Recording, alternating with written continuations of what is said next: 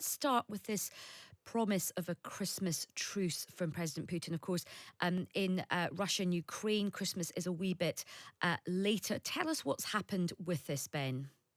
Well, I think everybody recognized immediately that this was a stunt by the president of the Russian Federation. Nobody took him serious. And of course, Russian forces absolutely did not cease fire, although they had said they would do so unilaterally.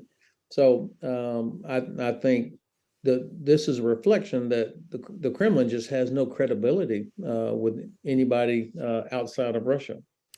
And let's now turn to where we are in terms of weaponry, particularly around armoured vehicles, because we've got France and Germany who are going to be sending armoured vehicles this week. Do you think that support will escalate to providing tanks soon?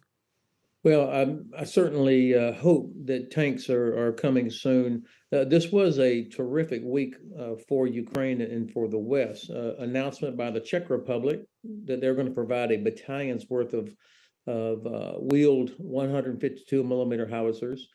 France providing the AMX-10, which is a very good armored reconnaissance vehicle. Germany saying that they would provide, I think, 40 Martyrs, which is their infantry fighting vehicle. And then, of course, President Biden said the U.S. would provide a battalion's worth of Bradley fighting vehicles. So basically, you're looking at everything you need for an armored brigade, which could be the iron fist for the next phase of the Ukrainian counteroffensive.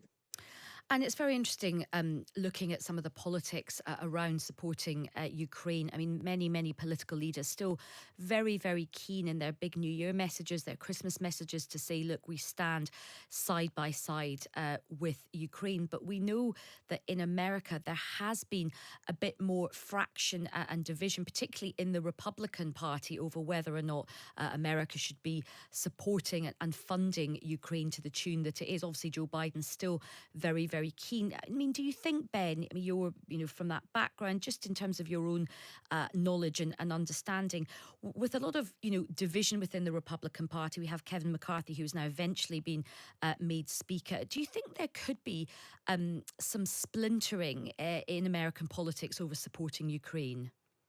I think that the Republicans, before the midterm election, some of them thought that this would be a big issue where they could gain some political traction, and actually they didn't. Of course, the Congress should have oversight. So this nonsense about a blank check, that doesn't mean that people are going to walk away from it. They'll apply proper legislative scrutiny over where it's all going, but actually, this aid to Ukraine is probably getting more scrutiny than any aid that I think I've seen in quite some time. So bottom line is the Congress, in a very strong bipartisan way, will continue to support aid to Ukraine. But the burden is on the president to keep explaining to the American people why this is in America's interest that we do this. And what do you think the effect was of that, amazing visit that we saw from President Zelensky coming to Washington? What effect do you think that had? Well, it made this very personal, both in terms of the president of Ukraine with the president of the United States, the President Zelensky in front of the Congress. And so it kind of made the relationship seem a little bit more personal, almost like Winston Churchill's visit to Washington back at the beginning of the Second World War.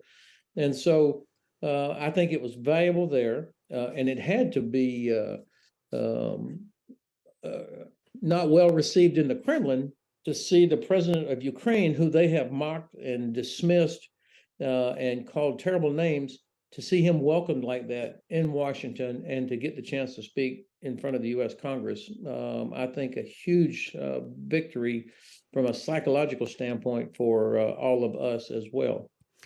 And Ben, in terms of the psychology of things, what's your assessment of where the psychology is of the Ukrainians in terms of the military, but also the public as well? And what do you think is the psychology, and what is your intel telling you about what the mood is like in Russia? So we know from history that war is a clash of logistics and it's a clash of will.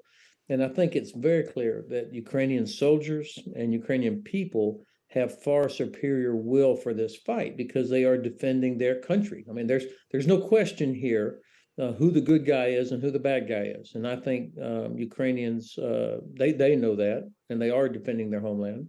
They don't have a manpower problem. They've got almost 700,000 people in uniform right now, and another 2 million military-age males and females that can step forward as needed. Whereas on the Russian side, admittedly, it's a little bit difficult to know what the thinking is inside the Russian population inside of Russia because there is no real transparency.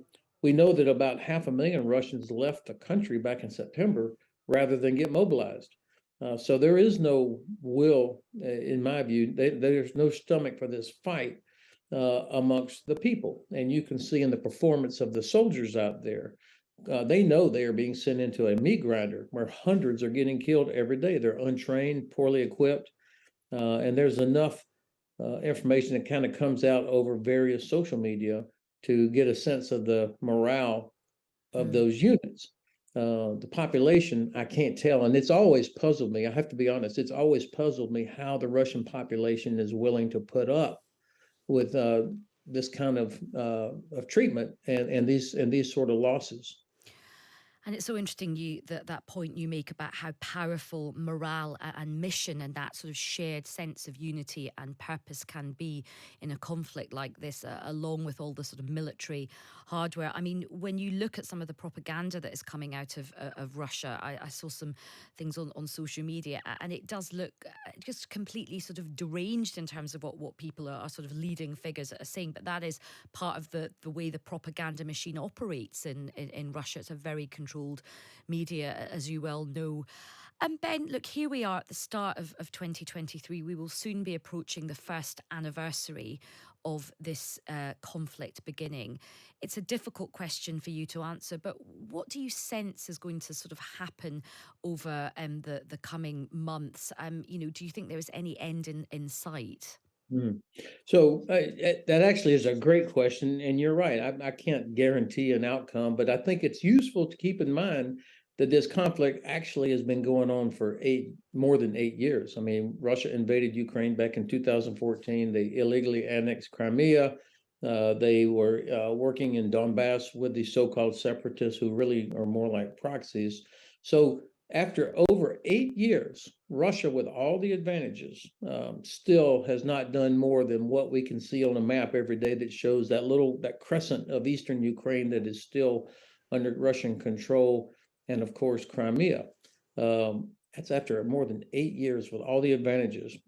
So I think that what we're going to see is that Ukraine has achieved irreversible momentum. There's nothing that Russia can do to turn that back. They have no real good options on their horizon, no bright lights out there, except to try and drag this out as long as they can in hopes that the West will lose the will to support Ukraine. And I don't see that happening anytime soon.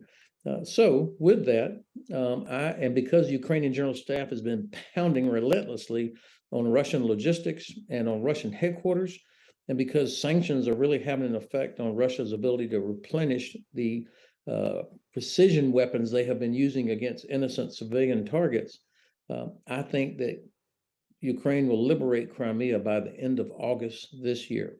Crimea is the decisive terrain. Without Crimea, Ukraine will never be safe. They'll never be able to rebuild their economy as long as Russia sits there, and they know this. And so I think that's going to be the main effort this year. They'll get that done. And then the other parts that are still Russian occupied, I think that will follow after that. And so that's really interesting for you. The sort of the kind of end game, the Crimea is absolutely central to that.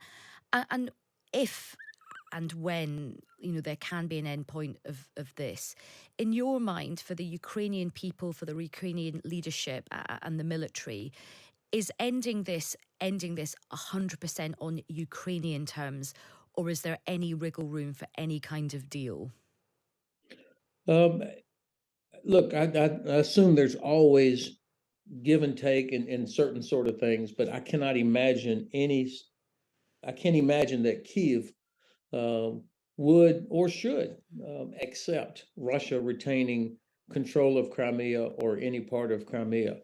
Now, when you look at that map, if Russia sits on Crimea, they will always have a launching pad into the southern part of Ukraine. So air base, they already have sanctuary there because we haven't provided weapons that allow Ukraine to reach into Crimea and hit those airfields and the Navy base at Sevastopol. Eventually they'll get there, but they don't have them yet. So if Russia retains that, then they'll always be able to do what they're doing right now. And we know from the past 20 or 30 years, that's exactly what they will do. And they can also disrupt anything coming in and out of Odessa. If they retain Crimea, they'll continue to block commercial shipping that would be going up into Azov Sea, where Ukraine's other two biggest ports, Mariupol and Verdansk, sit. So there's no way to rebuild the Ukrainian economy if Russia sits in Crimea. And also, of course, Russia will claim exclusive economic zone around the Crimean Peninsula, which would prevent Ukraine from exploiting any of the gas that's underneath the Black Sea seabed. So from an economic standpoint, as well as a security standpoint, I don't know why any of us should be pressing Ukraine to accept any sort of settlement where Russia still controls Crimea.